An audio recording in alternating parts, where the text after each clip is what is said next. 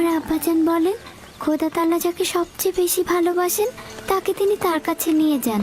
ও, তুমি জানো খোদা তাআলা তোমার আম্মাকে তার কাছে নিয়ে গেছেন? আমি জানি খোদা তাআলা তাকে বেহেশতে নিয়ে গেছেন, কিন্তু আমি তো তার বিচ্ছেদ সহ্য করতে পারছি না। শান্ত হও বাবা, এই দুরবস্থায় খোদা তাআলা তোমাদের সাহায্য করবেন। খোদা মেহেরবান। হায় কে ফুপু, বেহেশত কি এখানকার থেকে উত্তম? হ্যাঁ বাবা, উত্তম। তুমি তো তোমার বয়সের চাইতেও বেশি বুদ্ধিমান। খোদা তাআলা তোমার সহায় হবেন। এই এত ছোট বয়সে কোনো বাচ্চা এত বোঝে না। তুমি নিশ্চয়ই মহৎ ব্যক্তি হবে। আমি ইউসুফের সুন্দর ও নিষ্পাপ চেহারায় এবং তার সুন্দর বচনভঙ্গিতে একজন মহৎ ব্যক্তির নিশানা দেখতে পাচ্ছি। সে তার সমবয়সীদের চাইতেও অনেক বেশি বুদ্ধি সম্পন্ন।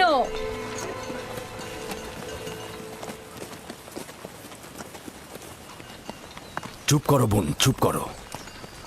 ইউসুফ তার অন্যান্য ভাইদের মতোই, কোনো পার্থক্য নেই। ইউসুফের চেহারা এবং বুদ্ধিমত্তা দেখে আমি মুগ্ধ। আমি ইউসুফকে আমার কাছে রেখে লালন পালন করতে চাই। আমি তার মায়ের অভাব পূরণ করব। তোমার কাছে অনুমতি চাইছি। আমি আমার বোনের কাছে শপথ করেছি যে তাকে তার মায়ের অভাব বুঝতে দেব না। তাকে আমার সন্তানদের মতোই লালন পালন করব। কিন্তু তুমি তোমার এত সন্তানদের মধ্যে তা কি পারবে? তার কোনো সম্ভাবনা নেই। আমি তাকে এক মুহূর্তের জন্য চোখের আড়াল করতে পারবো না।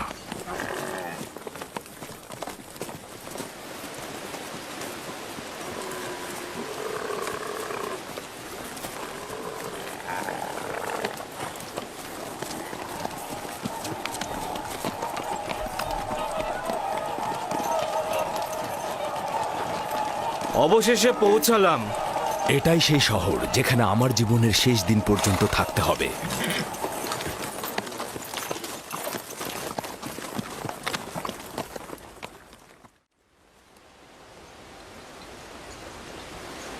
ইয়াকুব নবীর কাফেলা আসছে। সবাই দেখো, ইয়াকুব নবীর কাফেলা আসছে।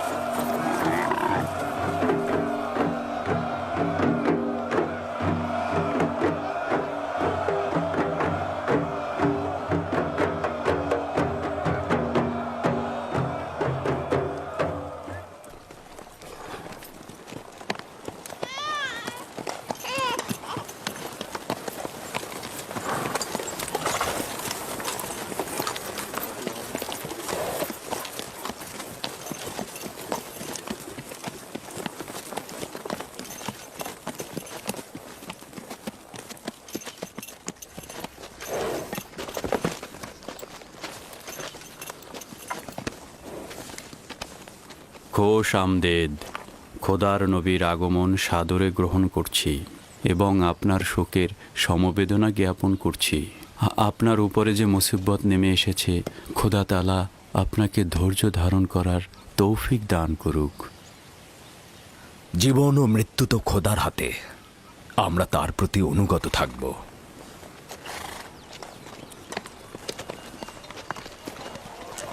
খোশ আমদেদ। খোদা আপনাদের সহায় হোক।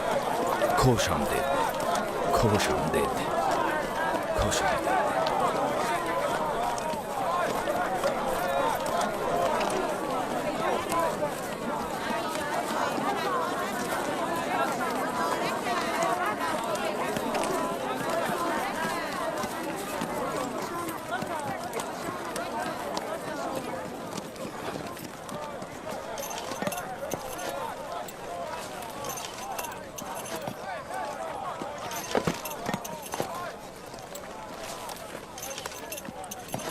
বোন আমার, আমাদের আব্বাজান ইসহাক নবীর কবর কোথায় দেওয়া হয়েছে? তুমি সে জায়গাটা চেনো। আমাদের দাদা জান হজরত ইব্রাহিম ও তার সহধর্মিনী মাকফিনা আর আমাদের আম্মাজানের কবরও ওখানেই দেওয়া হয়েছে। প্রথমে জিয়ারত, পরে তাদের সাথে নতুন করে প্রতিশ্রুতিবদ্ধ হব। লিয়া, সবাইকে বলো আমরা একসঙ্গে সেখানে যাব। ইয়াহুদা, লাবি, বাসমে, তোমাকে যে আমানতটা রাখতে দিয়েছিলাম সেটা নিয়ে এসো। আমরা আব্বাজানের কবর জিয়ারত করতে যাচ্ছি। জি।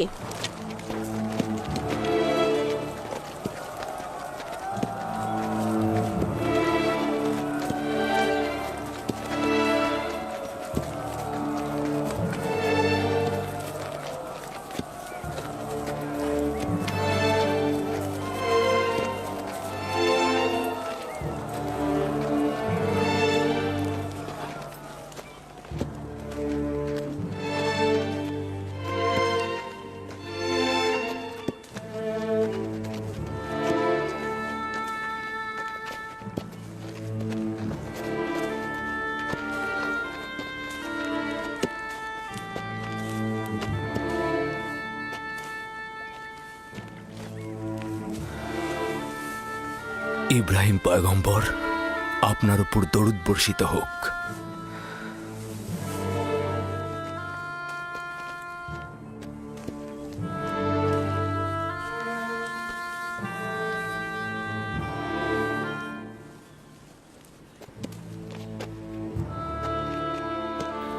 খোদা তাআলা ইসহাক ও ইব্রাহিমের রূহকে শান্তি দান করুক। কেনানের অধিবাসীগণ তাদের ঈমানের হেদায়েতের জন্য তাদের কাছে ঋণী। মৃত্যুর সময় আব্বা খুব করে চাইছিল তোমাকে একবার দেখবে। সে তোমাকে তার পরের পয়গম্বর বলেছে। তোমাকে তার ওসিয়তনামায় আব্রিয়ানদের পরবর্তী পথ প্রদর্শক হিসেবে প্রতিশ্রুতি দিয়েছে। তার বিদেহী আত্মার মাগফিরাত কামনা করছি এবং সাহস সঞ্চার করছি। হে খোদা, আপনি আমাদেরকে এই কঠিন ধাপ পার হতে সাহায্য করুন।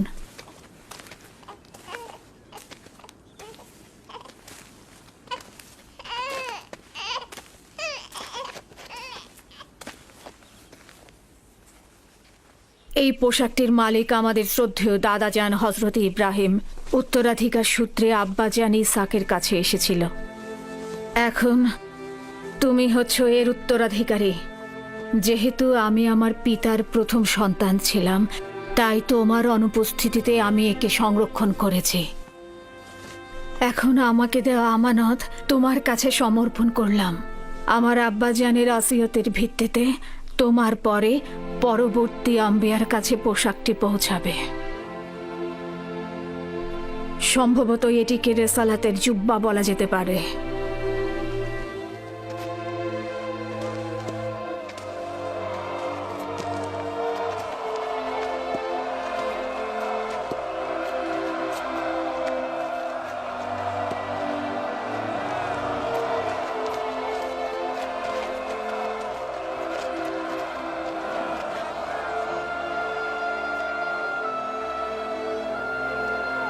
আমিও কেনানের অধিবাসীগণ তোমার কাছে বাইয়াত গ্রহণ করছি আর তোমার রেসালাতকে স্বীকৃতি দিচ্ছি।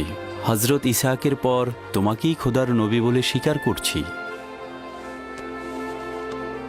মোবারক হোক, মোবারক হোক। মোবারক হোক।